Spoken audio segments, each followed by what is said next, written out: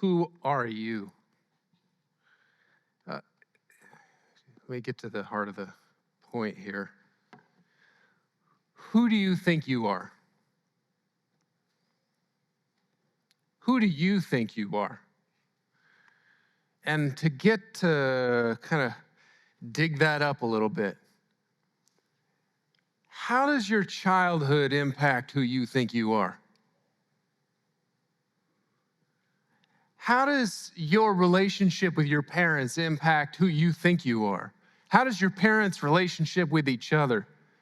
How does your teenage years influence who you think you are? How's your performance in school, or how you doing in your job? And how does the way that you perform in your job influence who you think you are? I think some of the ingredients that we need to answer this question we left in the car because we had to come to church. Some of it, actually, we had to leave near our closet because we can't put church clothes on and all that other stuff. So we just kind of push it down because I've got to be the church version of myself. But we know deep down that we've been having a little conversation with ourselves about the difference between who we are, who we think we are, and who we were supposed to be. And so Jesus meets Simon for the first time. And Simon has done nothing to prove himself, positively or negatively. But Jesus speaks something into him in that moment. You are, you will be. You are, but you will be. Two different things. You are Simon, you will be Peter. I know that voice. The imagination of the grace of God. The imagination that he has to see and project. The grace that he has to reach me where I am right now, and the power that he has to help me become something that I am not yet. Imagination. I know what chocolate is, and I know what rivers are, but until I saw Willy Wonka, I'd never really even thought about a chocolate river. That doesn't make any sense. You know what else doesn't make any sense? You are Simon, you will be Peter. Two things. The imagination of grace. God's grace is the empowering gift that enables you to become everything he designed you to be.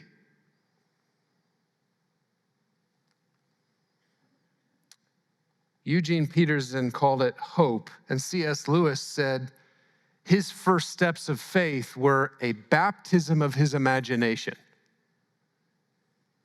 a cleansing of his visualization of where things might go. Now take this back into Simon, who's always been Simon. We have a track record of Simon and a projection of Peter. And he's carrying this around with him. And he's been to a lot of weddings. He's a grown man. He's been to weddings before. But at this wedding, he's thinking, I'm going to be Peter. I'm going to be a rock. I may have always been kind of knee-jerk reaction, say the big thing, see how you react to what I'm saying. I've been Simon, but I'm going to be the rock, and I've been to weddings. Something's happening in the back. We were out of wine, we are not out of wine. A miracle appears to have happened, and I'm connected to the person who made the miracle. Okay. And then he's fished his whole life. He knows all about fishing. His dad's a fisherman. He's pretty successful. He knows how to catch fish. And yet this one who said he's going to be the rock says, throw it on the other side, and he catches fish after he has not been able to catch fish. He feels what it feels like, and he's thinking, the person who told me I will be something that I am not yet did this. Then he's in Capernaum with his mother-in-law, who is dying. She is healed, and he's standing there processing, I was Simon, I am becoming Peter. And then he's watching the Sermon on the Mount, the most famous sermon ever preached. And he's looking at this man who said he's going to become Peter, and he's watching how he delivers. Blessed are the poor in spirit. And so he's standing in the back thinking, blessed are the poor in spirit. Blessed are the poor.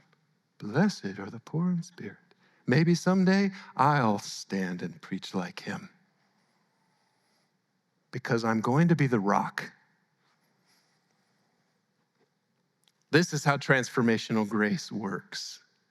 It casts an imagination above your head. It's been researched. In the 1960s, Bob Rosenthal tried something. He went into a classroom, an elementary classroom, and he told the teachers that he had cutting-edge new study that was going to reveal not how the students are doing, but their actual full capacity, who the real bright students are. And so he ran these students through a fake test that was nothing, and then pulled some names out of a hat and gave it to the teachers. And then he came back and found the results at the end of the year versus the beginning of the year. And sure enough, the random special kids performed better over the course of the year because they were treated differently. Transformation does not begin with information. It begins with an imagination of who you really are. And we impact other people not by what we do to them, but by what we believe about them. Jesus knew this to be true. James K.A. Smith says, we've too often pursued flawed models of discipleship and Christian formation that have focused on convincing the intellect rather than recruiting the imagination. Discipleship begins and ends with imagination. It begins with imagination because I have hold of God's great created plan for you. I know that he's got a design for you, and I know that through grace, he will change your life. I can see it above your head. That's where discipleship begins, and it ends there too. If I lose that and I think that you are who you are, and I name call and I put you into a box and say, you are your mistakes, you are your group of people, this is who you are, that's the end of discipleship. Discipleship is an imagination that the grace of God can elevate us. We can become something that we were not. When God looks at you, he sees who you are today, and by grace, all he's designed you to be. So here's the process. First thing, new name. New name. Second thing, opportunity. You have felt this. You were given a new name. The old you and the new you. And then you need an opportunity. With Peter ringing in his ears, Jesus includes him. 5,000 men, 15,000 people potentially, and there's not enough food. And we know that this is a giant miracle getting ready to happen. And so Jesus, so clever, includes his disciples in this process. So we know that Peter is walking around with not enough food and handing it out. And I don't know how the math works. I don't know if you've ever thought about this. We know that there was hardly anything and they ended up with 12 baskets. But how did that actually happen? Did they have a basket or a plate and they weren't looking? And then they gave some and looked back and, oh, the fish that I just handed that person appeared back on my plate. Like, how did the food become more? What did it feel like? You know what? Peter knows. because Jesus included him in that miracle. And so Simon is getting ready to feel Peter. He needs to practice being Peter. So he's rejuvenated and he's thinking, I'm not Simon anymore. I'm Peter. I'm Peter. Jesus, is that you out on the water? If it is, ask me to walk to you. That's a Simon thing to say. Ask me to walk to you. And it works.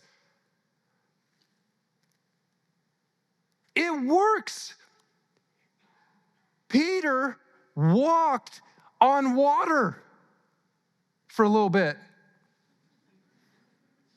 And then he gets to practice more. He gets sent out 2 by 2. It's not the book of Acts, but he's sent out. He's getting to practice. Then the transfiguration, such a Simon thing to say. Woo, let's build tents. And then Jesus is washing feet. And Simon says, no, you don't wash my feet. And Jesus says, I'm going to wash your feet. And he's like, okay, then my whole body then. Such a Simon.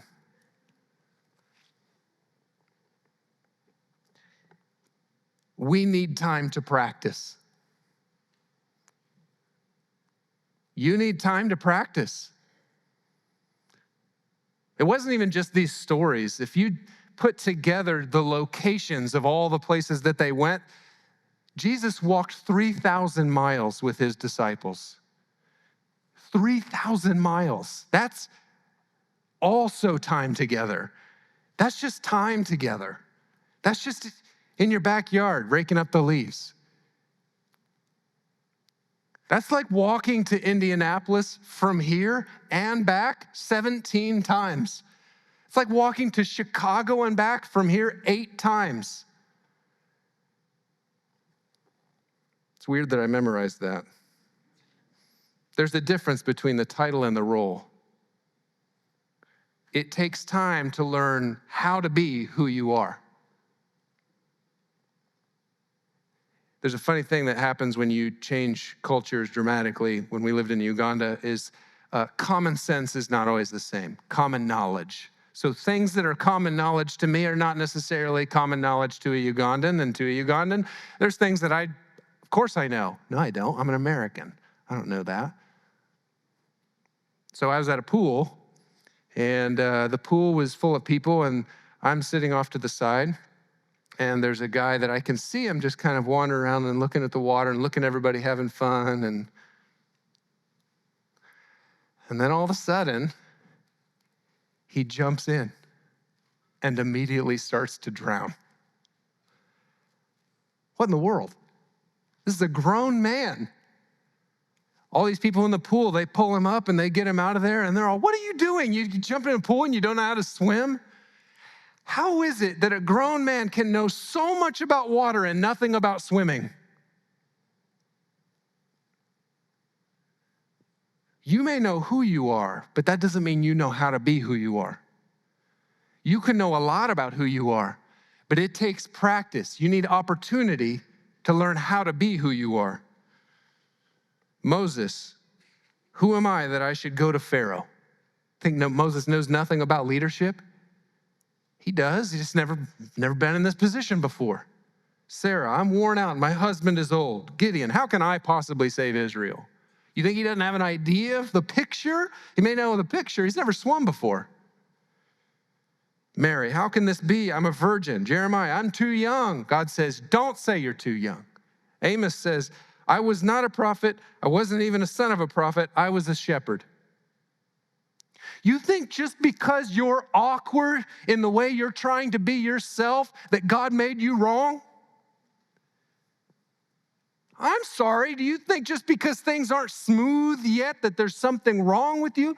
You think that because your knees knock together when you stand in front of people, God didn't give you the ability to speak in front of people?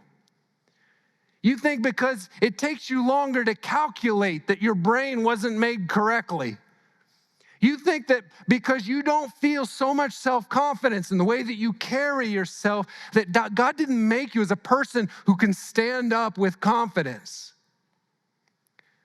God did not make a mistake, and he didn't even make you less. It takes time to learn how to be who you are. Peter took time. And we don't just need a new name and an opportunity, we need a test. You've got to be able to test it. And Peter got a test. Peter replied, all the others may turn away because of you, but I never will. That's Simon, isn't it? You hear it. You can hear Simon in there. What I'm about to tell you is true, Jesus answered. It'll happen tonight before the rooster crows. You'll say 3 times that you don't know me. Peter said, I may have to die with you. I will never say that I don't know you. You can hear him wrestling. Don't tell me I'm Simon again. Don't tell me I'm going to do it. I'm the rock now. Then Peter began to curse at them, like 30 verses later, 40 verses later.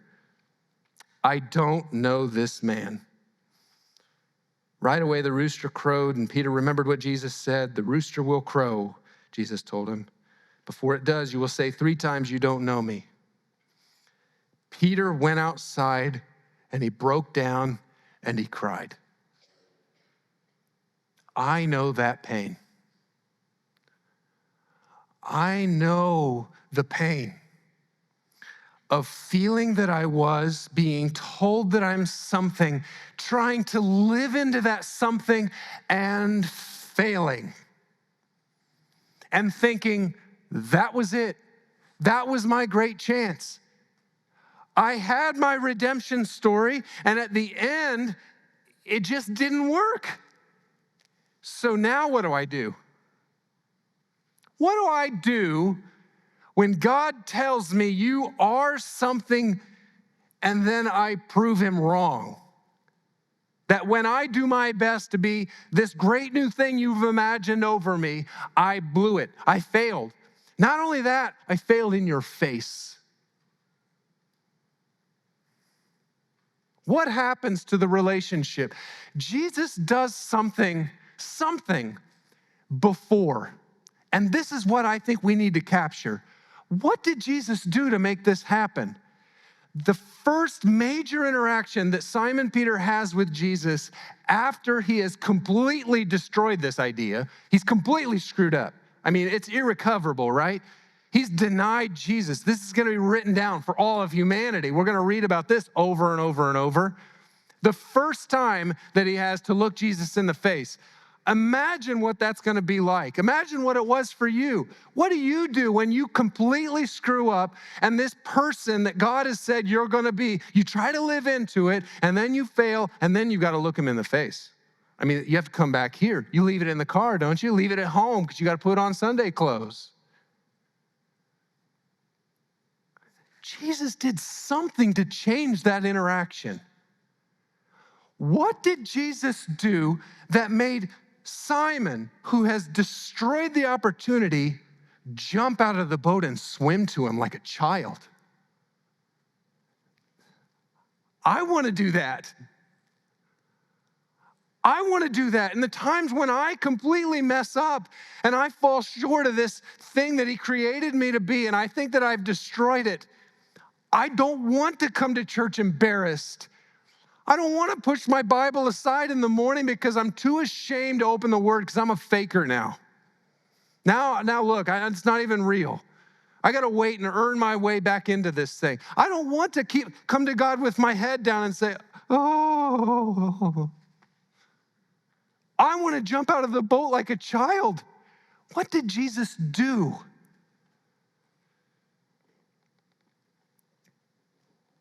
I am preaching this morning about a God that won't give up. I'm preaching this morning about a God that cannot give up. He has not given up. You might be listening to this sermon and thinking, this is me. I've got to figure out how to sit in this pew and fix my face so that nobody knows it's me, could pull it together, but it's me. And I'm so tired of doing this over and over. He had a design for my life. I messed it up, and I'm tired of going to him ashamed. I want to jump out of the boat like a child. And I'm preaching about a God that won't give up. You might be thinking of someone else, someone in your life, and you are exasperated, or they're so far away you cannot imagine transformation ever happening to them. You're right, you can't. I'm preaching about a God who doesn't give up.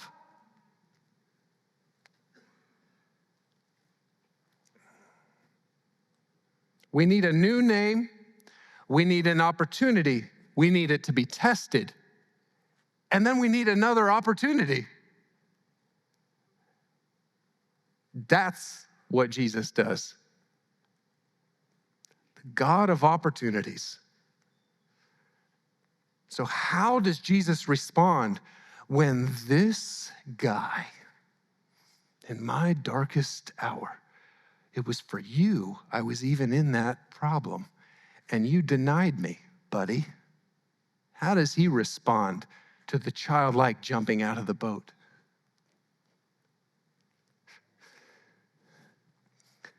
He does the same thing that God did when Adam and Eve destroyed the thing. He made clothes for him. He met him right where he was. Do you love me? Do you love me? Do you love me? Had to strike him in the heart. Now look in the face of Jesus. Look him in his face. Jesus kneels down. Follow me. What must that have felt like to Simon? I'm back, baby. This is it. I got another one. I knew it. I knew he was going to do that. That's why I jumped out of the boat like a kid.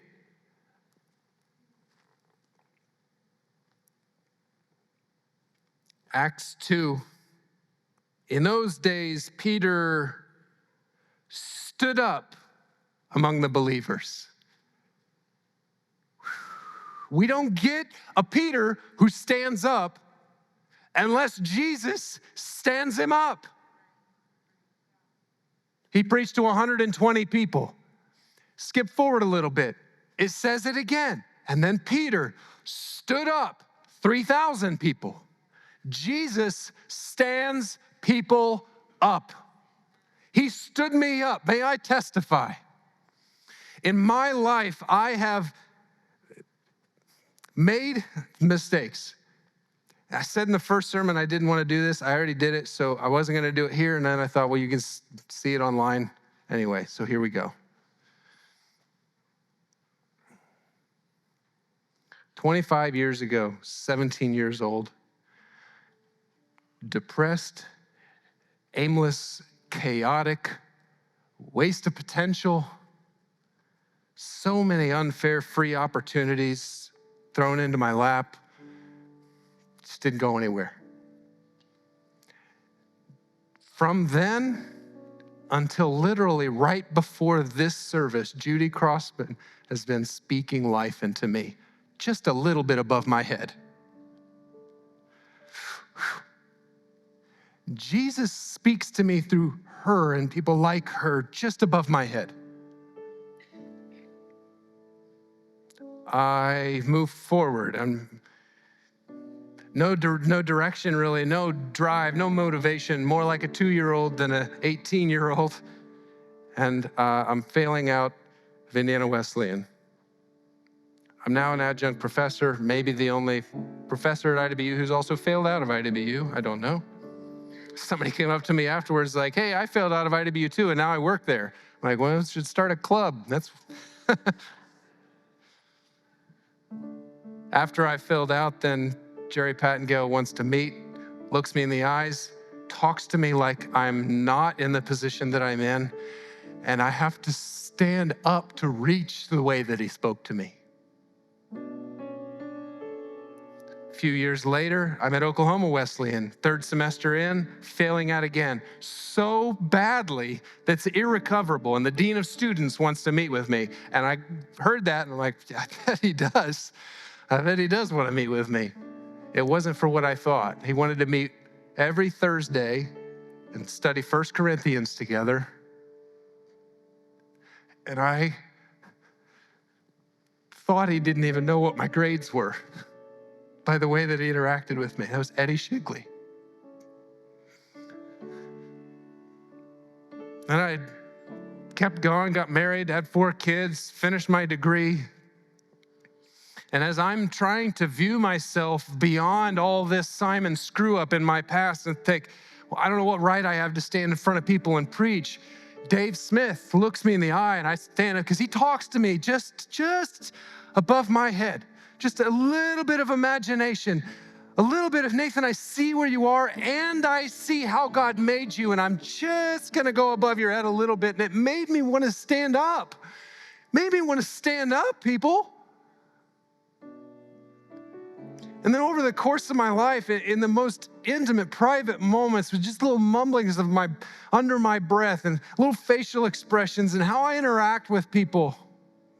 And my wife speaks to me not as me, but as me. She imagines me forward. She says things like, Nathan, you're speaking to yourself in a way that Jesus would never speak to you. Nathan, Jesus did not create you to act like this. And so she just puts it a little above my head and it makes me want to stand up. And then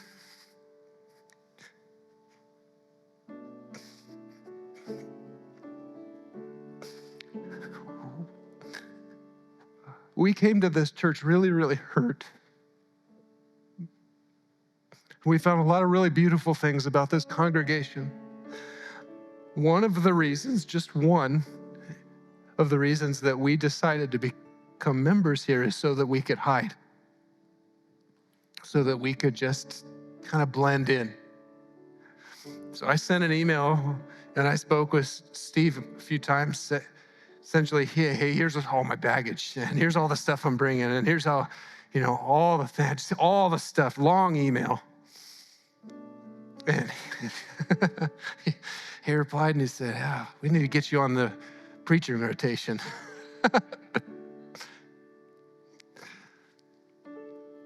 I've had people in my life who have spoken just a notch above where I was. Because God's grace moves us back into the direction of the way that he created us. And when his people are obedient, we speak with his grace. We encourage with his imagination. And that's where we stop today. One of 2 paths. Path number 1, you may have been listening to the story of Simon Peter, to my story. You may have been listening to this sermon and just thinking, man, I wish I had somebody in my life that speak imagination into me. Or I had someone that spoke imagination into me. It's been a while and I just haven't captured it. I've actually replaced God's imagination over my life with my activity, and I'm trying to earn it. I'm going to prove to him. Your highest aspirations are lower than his imagination. Stop trying so hard. Change your hand from proving to offering. Don't prove to God what you are. Offer him what you are. Let him prove to you who you are. And maybe that's where you are. Or maybe you're in the other lane. Maybe you're thinking, I came in this morning, I feel pretty filled up. I feel that I have lived my best in and at this place, in this moment, knock on wood. This wood's too far away. I'm good. I need to speak into somebody else. I would encourage you to write the name down.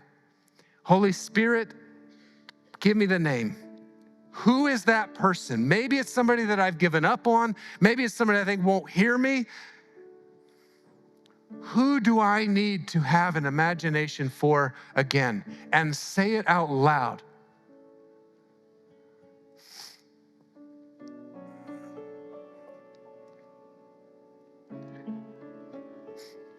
I see before me a church